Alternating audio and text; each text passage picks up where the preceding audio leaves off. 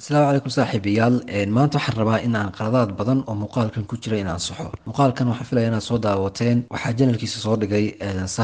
sahanka xogaha islamarkaana wuxuus lahaa waxyaabo badan oo taariikhda daarood iyo isaaq ku saabsan kaga hadal muuqaalka way wanaagsanay taariikhaha dhanka togan ayuuna kaga hadlay in badan marka waxyaabo badan oo u qalday ayaan rabaa inaan ka daba tago maadaama isagoo nin reer burcooda iska ahaa burco weligii aanu dhinac u dhaafin marka waxaa laga yaabaa in taariikhahaas si qaldan u maqlay ama uu isaga laftiisa u qalad fahansanaa ugu horreyn taarikhda wuxuu kasoo bilaabay xilligii daraawiishta ka horeysay laakiin marka uu marayay daraawiish qaladkaasi wuxuu ahaa wuxuu yidhi daraawiish waxay wada ahaayeen daarood laakiin taariikhda dee marka dib loogu noqdo sida runta waxa weeyaan daraawiish daarood may wada ahayn daarood labada qabiile ugu waaweyn waxa weeyaan waa majeerteen iyo ogaadeen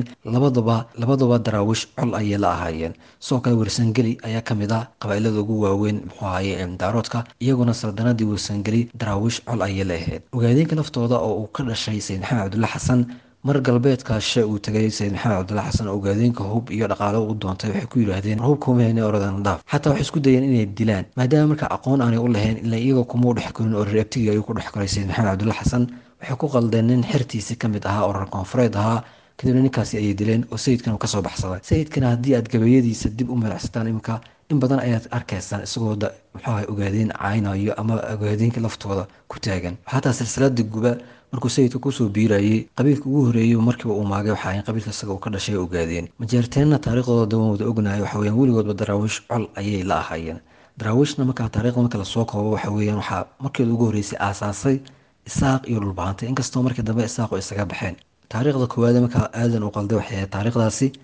taariikhda labaad ee u qalday waxay ahayd markii lixdankii wuxuu yidhi lixdankii la midoobay ee qolihii isaaqa koonfurta ay tageen kadibna ay ogaadeen in daaroodku ka badan yahay oo aanay isku kuraas noqon karaynin waxay sameeyeen heeb cusub oo la yidhaahdo dir dadkana waxay noqdeen dir iyo daarood laakiin waa khalad saa may ahayn heebtii markaa la sameeyey adugu waxay ahayd lamana sameyn saan filayo heeb hore u jirtay ahayd waxay ahayd samaale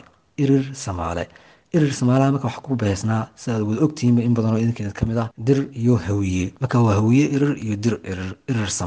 samaalahaas ku midaysnaayeen dadkuna marka waxay u kala baxeen samaale iyo daarood taariikhda labaad ee u qalday taarikhdaas ayayd taariikhda saddexaad ee u qalday waxay ahayd markii burburkii 1991 uu dhacay wuxuu yidhi u a c oo hawiye ahayd iyo s n m oo isaaq ahayd ayaa waxay isku bahaysteen inay daarood ciribtiraan taasina waa taariikh been ah dabcan dee been way noqonaysaa maadaama isaga laftiisa u qalad fahansanaa sidaan filayo oo s n m iyo u a c waxaa la midaysnaa s p